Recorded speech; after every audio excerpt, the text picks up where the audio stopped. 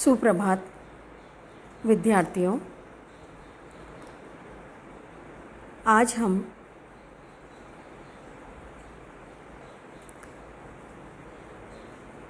साहित्य शास्त्र की कक्षा में अरस्तु के अनुकरण सिद्धांत को पढ़ेंगे। इससे पूर्व हमने प्लेटो के अनुकरण सिद्धांत का अध्ययन किया था। ग्रीक और रोमन संस्कृति के स्वर्ण युग में एक अध्यापक व मसीहा के रूप में प्रतिष्ठित, मध्य युग में एक महान दार्शनिक के रूप में प्रसिद्धि प्राप्त, पुनर्जागरण काल में सच्चा एवं वास्तविक साहित्य समीक्षक और काव्य विधि निर्माता घोषित अरस्तु के 3 प्रमुख सिद्धांत हैं। अनुकरण सिद्धांत, अरस्तु का ट्रेजेडी सिद्धांत और अरस्तु का विरेचन सिद्धांत। उनकी अपनी काव्य कृतियाँ पोइट्रिक्स यानी काव्यशास्त्र और रेथोटोरिक्स या भाषाशास्त्र में उन्होंने इन सिद्धांतों का जिक्र किया है। अरस्तु का अनुकरण सिद्धांत। अनुकरण ग्रीक भाषा के शब्द माइमेसिस का है, जिसका अंग्रेजी में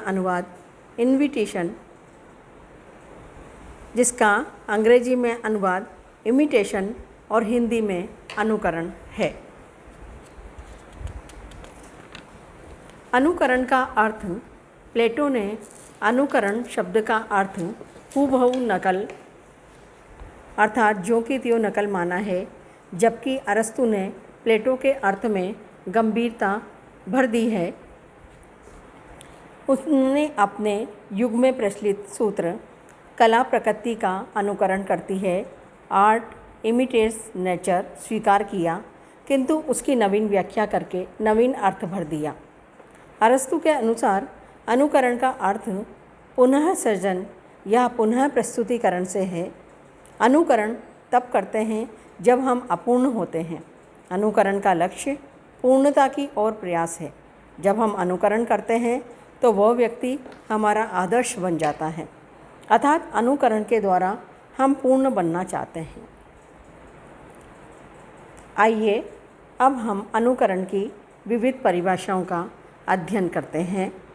अरस्तु के टीकाकारों एवं व्याख्याकारों ने अरस्तु के कथन आर्ट इमिटेट्स नेचर, कला प्रकृति का अनुकरण करती है, कि अपने अपने ढंग से व्याख्या की है। इन व्याख्याकारों में सर्वप्रथम बूचर महोदय हैं। वो कहते हैं, अनुकरण शब्द का अर्थ सादृश्य विधान या मूल का पुनरुत्पादन है, सांकेतिक उल्लेखन नहीं।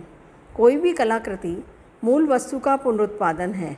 जैसा वो होता है वैसा नहीं, वरन जैसा वो इंद्रियों को प्रतीत होता है वैसा करती हैं। कला का संवेदन तत्व ग्राहिणी बुद्धि के प्रति नहीं, वरन भावुकता तथा मन की मूर्ति विधायिनी शक्ति के प्रति होता है। प्रोफेसर गिलबर्ट मरे ने अनुकरण शब्द की व्युत्पत्ति मूलक व्याख्या की, जिसका आधार उसने ग्रीक शब्द पोएतेस या रचयिता को माना। उन्होंने लिखा, यदि ये देखकर आश्चर्य हो कि अरस्तु और उससे प्लेटो की कला के संबंध में अनुकरण सिद्धांत के प्रति इतना आग्रह क्यों था, तो हमें इस तथ्य से सहायता मिल सकती है कि जनसाधारण की भाषा में कला के लिए रचना या करण शब्द का प्रयोग होता था, जबकि स्पष्टतः ये प्रकृत अर्थ में रचना नहीं थी। उदाहरणतः ट्रायपतन के कर्ता या रचयिता ने वास्तविक ट्रायपतन की रचना नहीं की थी, उसने तो अनुकृत ट्रायपतन की रचना की थी। भाव ये है कि कवि ट्रायपतन का कर्ता नहीं, अनुकर्ता ही था। प्रोफेसर मरे ने आगे कहा कि कवि शब्द के यूनानी पर्याय में ही अनुकरण की धारणा निहित थी, किंतु इतने पर भी अनुकरण शब्द का अर्थ सर्जना का अभाव नहीं था। पोट्स ने अपने पूर्ण अर्थ में अनुकरण का आशय ऐसे प्रभाव का उत्पादन जो किसी स्थिति, अनुभूति तथा व्यक्ति के शुद्ध प्रकट रूप से उत्पन्न होता है, किया। उनके अनुसार अनुकरण का आशय आत्माभिव्यंजन से भिन्न जीवन की अनुभूति का पुनः सृजन है। एटकिंस के अनुसार अनुकरण सृजनात्मक जीवन की क्रिया या पुनः सृजन का दूसरा नाम है। स्कॉट जेम्स काव्य शास्त्र में अनुकरण का अर्थ है साहित्य में जीवन का वस्तुपरक अंकन, जिसे हम अपनी भाषा में जीवन का कल्पनात्मक पुनर्निर्माण कह सकते हैं। प्रोफेसर एबरक्रॉम्बी अतः कविता में अनुकरण का अरस्तु ने वही अर्थ माना जो अब हम टेक्निक तंत्र का मानते हैं। अरस्तु के अनुकरण का अर्थ कला क्षेत्र के भीतर ही कवि क्रिया से है और ये कवि की अनुभूति और उसके भाषा के संबंध का बोधक है। कहने का तात्पर्य यह है कि सुप्रसिद्ध विद्वान अरस्तु ने अनुकरण के विभिन्न स्थानों पर अपने विचार व्यक्त किए हैं, उनको भी हम एक बार दृष्टिपात डालते हैं। पहला, कला प्रकृति का अनुकरण करती है। Art imitates nature. उपरोक्त उद्धरण में प्रकृति शब्द की व्याख्या अपेक्षित है। प्लेटो के अनुसार कलाकार या कवि बाहरी जगत की वस्तुओं का प्रतिबिंब उपस्थित करता है, किंतु अरस्तु ने प्राप्त बाह्य वस्तु जगत को ही प्रकृति नहीं बताया है। उन्होंने तो पॉलिटिक्स और फिजिक्स की भूमिका में स्पष्ट लिखा है, प्रत्येक वस्तु पूर्ण विकसित होने पर जिस रूप में होती है उसे ही हम उसकी प्रकृति कहते हैं। यानी किसी वस्तु का पूर्ण विकसित रूप ही उसका सामान्य आदर्श या रूप होता है, जिसकी उपलब्धि के लिए वह निरंतर अग्रसर होती रहती है। किंतु कभी कभी कई अवरोधक कारणों से उनमें प्रगति नहीं हो पाती। इन्हीं अवरोध तत्वों को हटाकर कलाकार प्रकृति की सृजन प्रक्रिया का अनुकरण करता हुआ उस वस्तु को पूर्ण रूप देने का प्रयास करता है। कलाकार की विशिष्टता इस बात में निहित है कि वो वस्तु का ऐसा रूप प्रस्तुत करे कि उससे उस वस्तु के आदर्श या सामान्य रूप का स्पष्ट बोध हो जाए। अतः प्रकृति पूर्णता की द्योतक है और अनुकरण एक सृजन प्रक्रिया है। इस प्रकार काव्य कला प्रकृति की सृजन प्रक्रिया का अनुकरण करती हुई प्रकृति के अधूरे कार्य को पूर्ण करती है। इसीलिए अरस्तु ने अनुकरण तत्व को काव्य में महत्वपूर्ण स्थान दिया है। कवि की कृति में निहित अनुकरण तत्व ही कवि को कवि बनाता है। द्वितीय, प्रत्येक ट्रेजेडी के आवश्यक रूप से विहित अंग होते हैं जो समग्र रूप में उसके विशेष स्वरूप या गुण का निर्धारण करते हैं। कथानक, चरित्र, पदरचना, विचार तत्व, दृश्य विधान और गीत। इनमें से 2 तत्व अनुकरण के माध्यम हैं, 1 अनुकरण की विधि है और 3 अनुकरण के विषय हैं। द्वितीय उद्धरण इस बात की पुष्टि करता है कि इसमें अरस्तु ने ट्रेजेडी के 6 अंगों को अनुकरण के माध्यम, विधि और विषय बताया है।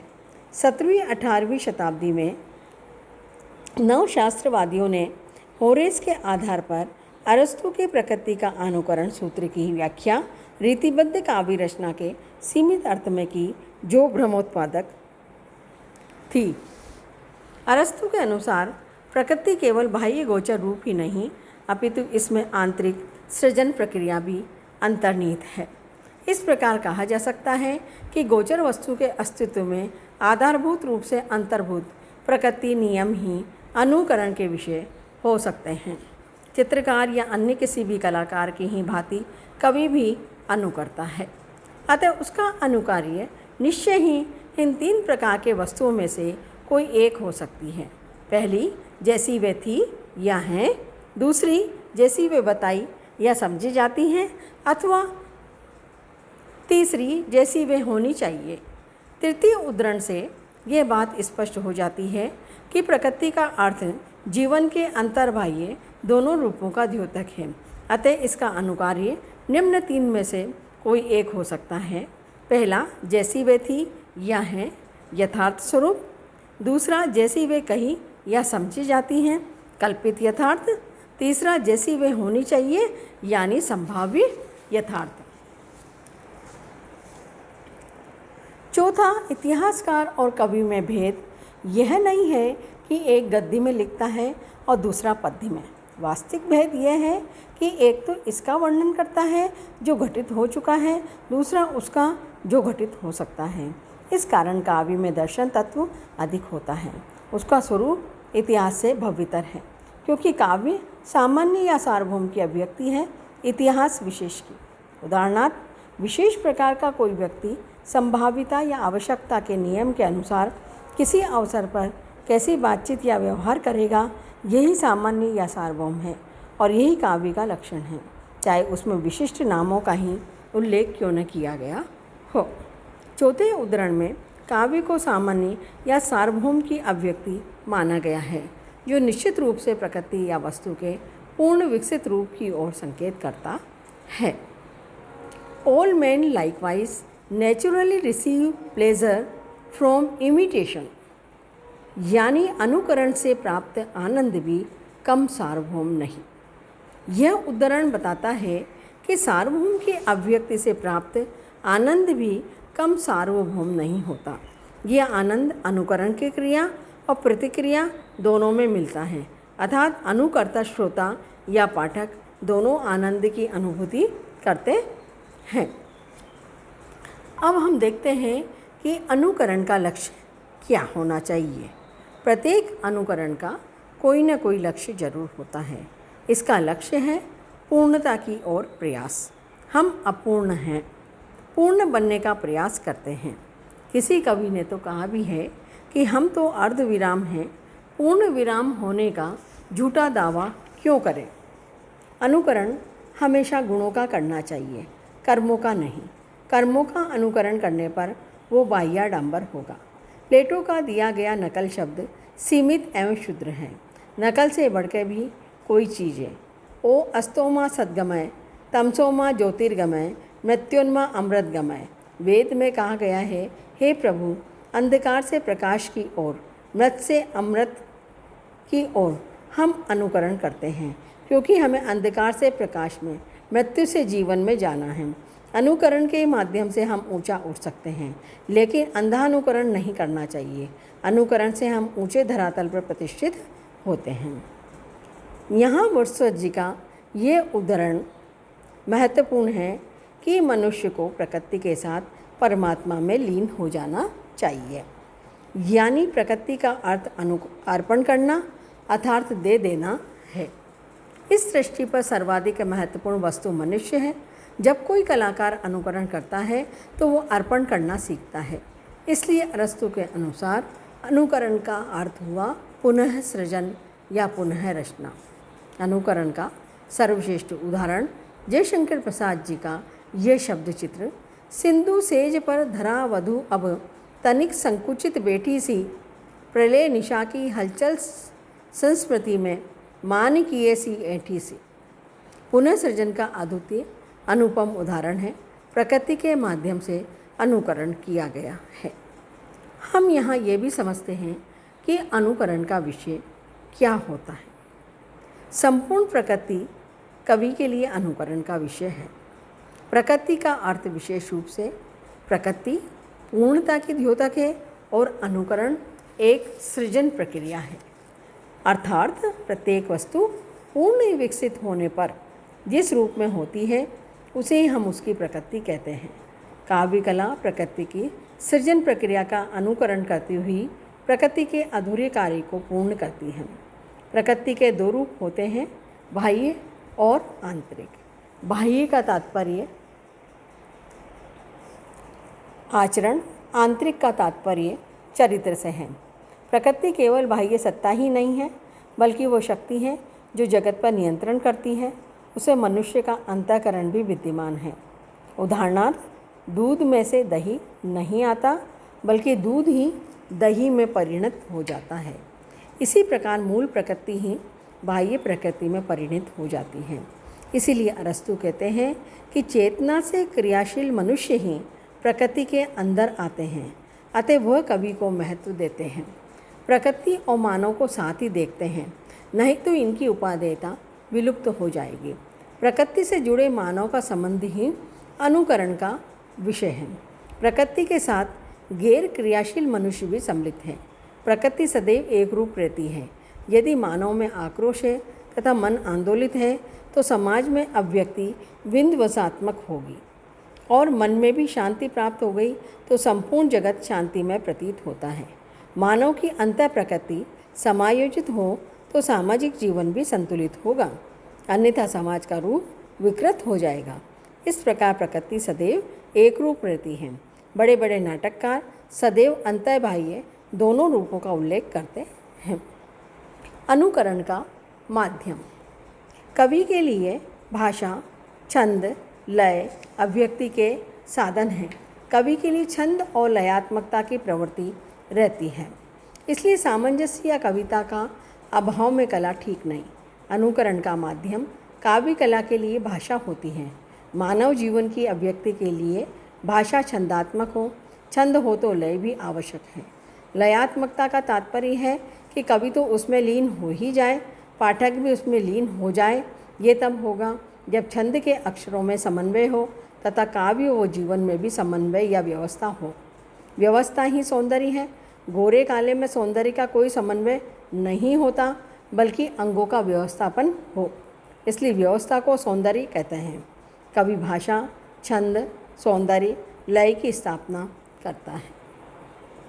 अनुकरण की विधि पर भी हम प्रकाश डालते हैं कि विधि नामक तत्व से ही शैली का जन्म हुआ होगा, जिसमें वर्णनात्मक और क्रियात्मक दो शैली हैं। वर्णनात्मक के अंतर्गत खंडकाव्य, महाकाव्य, उपन्यास, कहानी, निबंध आते हैं और क्रियात्मक के अंतर्गत नाटक आते हैं। डॉक्टर नगेंद्र ने अनुकरण के संबंध में महत्वपूर्ण निष्कर्ष दिए हैं जो उल्लेखनीय है। पहला, अनुकरण के विषय प्रकृति या जीवन का बहिरंग नाम आकारधारी जड़ संगम रूप ही नहीं है, वरन उसका अंतरंग या अनुभूति, विचार, कल्पना आदि भी है। दूसरा, इन दोनों में भी अंतरंग का ही प्राधान्य है, क्योंकि बहिरंग अर्थात वस्तु के भी तो यथार्थ रूप का नहीं वरन प्रतीयमान रूप का ही अनुकरण किया जाता है, और यही संभव है। वस्तु कैसी है ये कहना कठिन है। इंद्रियों के माध्यम से हमारे मन पर उसका कैसा प्रभाव प्रतिबिंब पड़ा यही कहा जा सकता है, क्योंकि हमारा प्रत्यक्ष ज्ञान यहीं तक सीमित है। इसके अतिरिक्त अरस्तु का यह भी स्पष्ट मत है कि वस्तु कैसी है, इसकी अपेक्षा काव्यानुकरण के लिए यह अधिक महत्वपूर्ण है कि वह कैसी हो सकती है या होनी चाहिए, अर्थात वस्तु के प्रत्यक्ष रूप की अपेक्षा उसका कल्पनात्मक तथा भावात्मक विचारात्मक रूप ही अधिक ग्राह्य है। इस प्रकार काव्य या कला में वस्तु के प्राय 3 रूपों का अनुकरण किया जाता है। पहला, प्रतीयमान रूप का, जैसा अनुकर्ता को प्रतीत होता है। दूसरा, संभाव्य रूप का, जैसा वो हो सकता है। तीसरा, आदर्श रूप का, जैसा वो होना चाहिए। इनमें से तीनों रूप के अनुकरण के विषय में निश्चय ही अनुकर्ता की भावना और कल्पना का योगदान रहता है। पहला, प्रतीयमान रूप में अनुकरण का अर्थ है वस्तु के मानस प्रतिबिंब में भाव तत्व वो शब्द द्वारा प्रस्तुति में कल्पना की अवस्थिति अनिवार्य है। दूसरा, संभाव्य रूप में चित्रण तो निश्चय ही कल्पनापेक्षी है। तीसरा, आदर्श रूप में प्रेषय रूप अनुकर्ता की इच्छा तथा विचार से पोषित कल्पना की सृष्टि होता है। अतएव अनुकरण का अर्थ यथार्थ प्रत्यंकन किस रूप में नहीं है, वो भावात्मक, कल्पनात्मक पुनः सृजन का ही पर्याय है, इसमें संदेह नहीं। चौथा, अनुकरण में आनंद का तत्व निहित होने का अर्थ भी यही है कि उसमें आत्म तत्व का प्रकाशन निहित रहता है, क्योंकि आनंद की उपलब्धि आत्म तत्व के प्रकाशन के बिना संभव नहीं। पांचवा, किंतु भाव तत्व और उसमें सन्निहित आत्म तत्व का निश्चित सद्भाव होने पर भी अनुकरण विशुद्ध आत्मा विव्यंजन का पर्याय नहीं है, क्योंकि उसमें वस्तु तत्व का प्राधान्य अनिवार्य है। अनुकरण में वस्तु केवल उद्दीपक निमित्त मात्र न होकर आधार रूप से विद्यमान रहती है। आधुनिक आलोचना शास्त्र की शब्दावली में अनुकरण में अभिजात कला के वस्तुपरक भाव तत्व की ही स्वीकृति है, रम्याद्भुत कला के व्यक्तिपरक भाव तत्व की नहीं। सारांश रूप में कहा जा सकता है कि अरस्तु के अनुकरण सिद्धांत को निम्न निष्कर्षों के आधार पर बांधा जा सकता है। पहला, यह जीवन का कल्पनात्मक पुनर्निर्माण या पुनः सृजन है। कलाकार या कवि सृजक या पुनर्सृजक है। ईश्वर ने जीवन के विभिन्न रूपों का सृजन किया और इस सृजना का कोई भाग जब कलाकार की चेतना में प्रवेश पा जाता है तो उसी का पुनः सृजन कलाकार अनुकरण की प्रक्रिया के द्वारा किसी कला रूप में करता है। दूसरा, यह पुनः सृजन जीवन का आदर्श रूप प्रस्तुत करता है जो कलाकार की कल्पना एवं कुशलता का स्पर्श पाकर प्रभावकारी बन जाता है। तीसरा, यह पुनः सृजन विश्वसनीय एवं संभवनीय होना चाहिए। चौथा, स्वाभाविक ही है कि इस प्रकार का पुनः सृजन सुंदर होना चाहिए। पांचवा, सुंदर पुनः सृजन आनंदानुभूति देने वाला होगा। छठा, यह पुनः सृजन व्यक्ति अथवा वस्तु के माध्यम से सामान्य या सार्वभौम सत्य को प्रस्तुत करता है। सातवां, यह पुनः सृजन भावनात्मक तत्व के माध्यम से श्रोताओं या पाठकों को प्रभावित करता है, न कि तर्क के माध्यम से। अब यहाँ हम अनुकरण सिद्धांत की सीमाएं देखते हैं। अनुकरण सिद्धांत की भी अपनी कुछ सीमाएं हैं। जैसा पहला माइमेसिस शब्द को लेकर,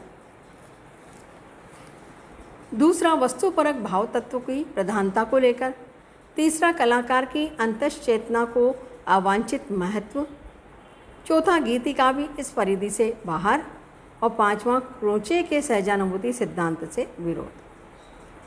माइमेसिस शब्द को लेकर आलोचकों के अनुसार अरस्तु द्वारा माइमेसिस शब्द का प्रयोग गलत है, क्योंकि इस शब्द का अर्थ परिधि में कल्पनात्मक पुनर्निर्माण या पुनर्सृजन या सर्जना के आनंद की अवस्थिति या भाव तत्व का समावेश आदि अर्थों का समाहित होना संभव नहीं। दूसरा, वस्तुपरक भाव तत्व की प्रधानता। ये सिद्धांत व्यक्तिपरक भाव तत्व की अपेक्षा वस्तुपरक भाव तत्व को प्रधानता देता है, जो ठीक नहीं। अरस्तु कल्पना तत्व एवं आत्म तत्व को स्वीकार तो अवश्य करते हैं, किंतु प्रधानता वस्तु तत्व को देते हैं। इसी प्रकार वो वस्तु को उद्दीपन निमित्त मात्र न मानकर उसे आधार रूप में स्वीकार करते हैं। ये निश्चित रूप से अवांछित है। तीसरा, कलाकार की अंतश्चेतना को अवांछित महत्व। वस्तुपरक भाव तत्व पर अधिक महत्व देने के कारण अरस्तु के इस सिद्धांत में कलाकार की अंतश्चेतना को वांछित महत्व नहीं दिया गया है। कलाकार जीवन में अनेक परिस्थितियों से गुजरता हुआ विभिन्न प्रकार के अनुभव और प्रभाव ग्रहण करता है जो उसकी अंतश्चेतना के नियामक होते हैं। इस अंतश्चेतना के महत्व का अभाव निश्चय इस सिद्धांत की परिधि को सीमित एवं संकुचित बना देता है। गीति काव्य इस परिधि से बाहर। गीति काव्य में वैयक्तिक अनुभूति ही मूल होती है, जिन्हें अरस्तु काव्य में उतनी महत्वपूर्ण नहीं मानते। वैयक्तिक अनुभूतियों का सहजोद्वेग ही गीति के रूप में फूट निकलता है। इस प्रकार गीति काव्य की आत्मा भाव है, जिसके हार्दिक उद्वेग से ही गीति का जन्म होता है। किंतु अरस्तु व्यक्तिपरक भाव को कम महत्व देते हैं और उसे काव्य का अलंकार मात्र मानते हैं। अतः गीति काव्य अनुकरण की सीमा से बाहर हो जाते हैं। पांचवा, अरस्तु के अनुकरण सिद्धांत क्रोचे के सहजानुभूति सिद्धांत से भी विरोध प्रस्तुत करते हैं। क्रोचे के अनुसार कला के मूल रूप की प्रक्रिया सहजानुभूति कलाकार के मन में ही घटित होती है और उस प्रक्रिया को रूप रंग आकार प्रकार देने का कार्य मात्र आनुषंगिक है। सहजानुभूति में अनुभूति और अभिव्यक्ति की अभिन्नता रहती है, जबकि अनुकरण में कलाक्रम की धारणा निहित है। अतः जिस हद तक क्रोचे का सिद्धांत ठीक एवं मान्य है, उसी सीमा तक अनुकरण सिद्धांत अनुचित एवं अमान्य है। धन्यवाद।